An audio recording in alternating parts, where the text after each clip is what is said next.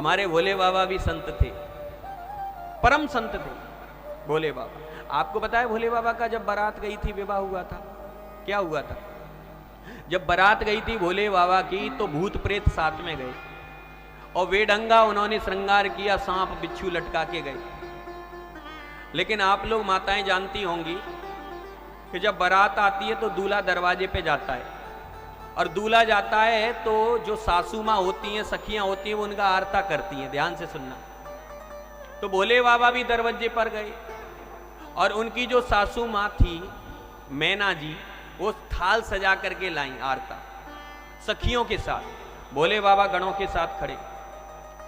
सखियों ने देखा तो सखियों ने कहा, वाह क्या श्रृंगार किया है दूल्हा का, कितनी अच्छी चित्रकारी है।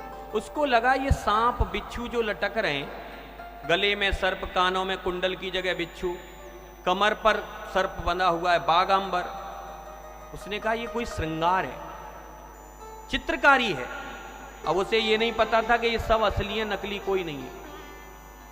बोले बड़ी सुंदर चित्रकारी करी है दूल्हा की।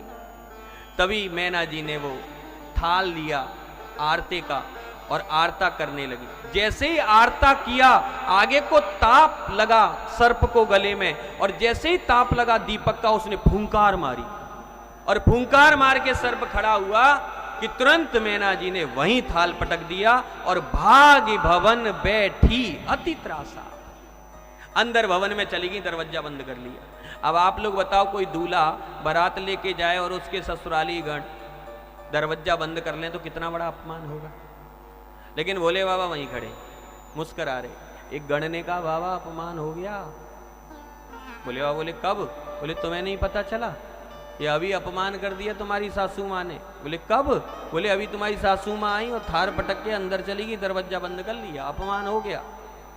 भोले बाबा बोले, अपमान हो सकता है लाला, यहाँ की ये प्रथा होती होगी कि सासू माँ आती होगी और थाल पटक के अंदर चली जाती होगी। हाँ ऐसी कोई प्रथा होगी। दूसरा गण बोला, बाबा वो तो सब ठीक है, लेकिन जो दीपक लाई थी जला करके बेहू नीचे पड़ा है, उसे पटक के चली गई। बोले बाबा बोले, लाला हमारी जो सासू माँ साधारण थोड़ी नहीं है।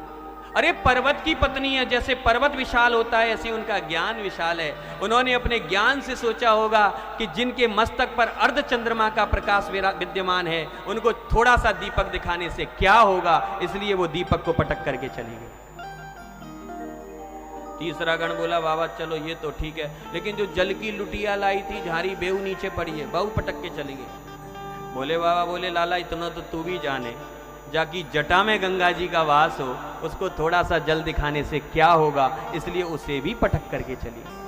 कहने का मतलब भोले बाबा अपमान में सम्मान का दर्शन कर रहे हैं। ये संत है। संत को ना अपमान से चिंता ना सम्मान से चिंता, वो तो अपनी मस्ती में मस्त रहते हैं। लेकिन ऐसा संत मिलना बहुत कठिन है। अगर ऐसा संत मिल गया तो जीवन बदल जाएगा। मुझे प्रेम का पंथ बता दे,